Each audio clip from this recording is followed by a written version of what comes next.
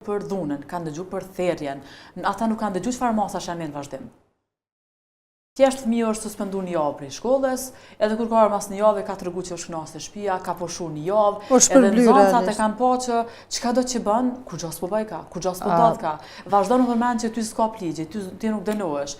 Edhe domthon nxënësave i ofrohet një farë komoditeti që kush ta prish, bën çka dush, ty nuk ka kusht prek. Në aspektin ligjor është rregulluar që të miturit nën moshën 14 vjeçare, pavarësisht që nuk i nënshtrohen përgjegjësisë penale, pavarësisht që nuk shpallen fajtora apo nuk dënohen. Megjithatë, ka masa të caktuara mbrojtëse që aplikohen ndaj tyre nga qendra për punë sociale. Domethënë ju nënshtrohen programeve të caktuara të këshillimit dhe të trajtimit.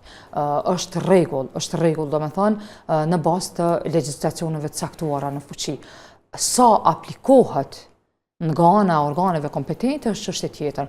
Mirë po e rregulluar me ligj është domethënë kjo pjesë ku personi në moshën 14 vjeçare patjetër, edhe pse është i liruar nga përgjegjësia penale për veprimet e kundërligjshme të tij, i nënshtrohet trajtimeve përkatëse nga qendra pune sociale.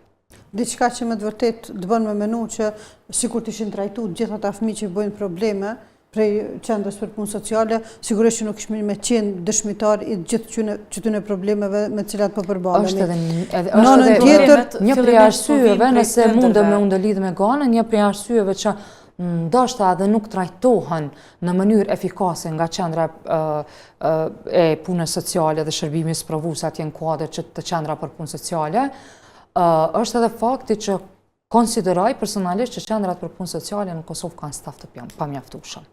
Kështu që kjo është një edhe staf jo adekuat. Staf të pamjaftueshëm konsideroj që ne kemi edhe punësimit të njerëzve hiç kompetent. Edhe shkollat që nuk kanë psikolog në shkollë.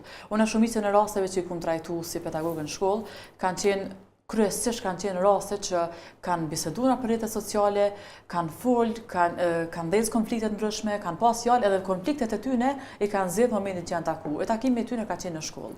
Nuk është gjithmonë fillon problemi në shkollë, ata probleme fillojnë te shtëpia, e mandej i zgjedhin në shkollë.